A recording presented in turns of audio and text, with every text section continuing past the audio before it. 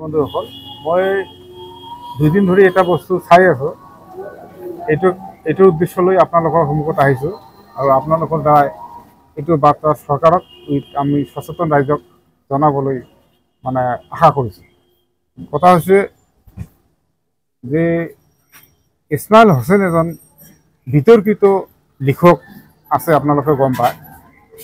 এই ইছমাইল হোসেন বিতৰ্কিত বিভিন্ন সময়ত বিভিন্ন বিতৰ্কিত মাত মাতে। ইদানিং কিছুদিন আগত শুকুৰ আলীয়ে জকাৰ এটা আছে, সেই জকাজনে আপাৰ আছামত নিৰ্বাচনৰ প্ৰচাৰত গৈ আহোমসকলক ৰাম মন্দিৰ, বাবৰি মছজিদ এই বিভিন্ন ধৰণৰ বিতৰ্ক মাত ভাত দিয়াত তাৰ নামত ইজাহাৰ হৈছে। এতিয়া এখেতক এৰেষ্ট কৰিছে।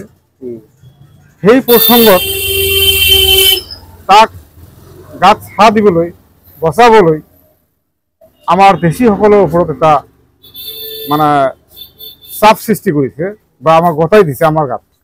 পৰিচয় কৰাই দিছিল এখেতে ইছমাইল হোসেনে ফেচবুকত পোষ্ট কৰিছে যে শুকুৰ আলীয়ে দেশী জনগোষ্ঠীৰ মানুহ, কিন্তু আমি সচেতন নাগৰিক হিচাপে বা আমি দেশী জনগোষ্ঠীৰ মানুহ হিচাপে আমি তাক সকীয়াই দিছোঁ। এখেতৰ জনগোষ্ঠীৰ চেতনা নাই।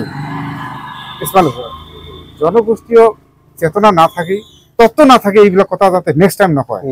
কাৰণ তাৰ শুকুৰ আলী যদি এখেতৰ জানা নাই, আমি চাৰ্টিফাইডটো দিছোঁ, আমি দিছোঁ। মই দেশী জনগোষ্ঠীৰ এজন মানুহ, মই চাৰ্টিফাই দিছোঁ। সি পিয়ৰলি মিয়া মানুহ, মোৰ নাম মোজাম্মেল হক, মই চাৰ্টিফাই দিছোঁ। এতিয়া DNA টেষ্ট কৰে নে কি কৰে এখেতে কৰি থাকক, মই চাৰ্টিফাই দিছোঁ সি মিয়া মানুহ। গতিকে যিজনে বিয়া কাম কৰিব শুকুৰ আলীৰ নিচিনাকৈ, সেইটো দেশী জনগোষ্ঠী সজাই দিব, এইটো আমি কেতিয়াও সহ্য নকৰিম। আগৰ দিন নাই, এতিয়া আমি দেশী জনগোষ্ঠীৰ মানুহ বহুত সচেতন হৈছোঁ, আমাৰ সংগঠন বহুত আছে। ইয়াৰ পিছত নেক্সট টাইম যদি ইছমাইল হোসেনে এনেকুৱা দেশী মানুহৰ ওপৰত কোনো দোষ চাপি দিব খোজে, তেনেহ'লে আমি দল সংগঠনে তাৰ নামত ইজাহাৰ দিম আৰু তাৰ নামত আন্দোলন কৰিম।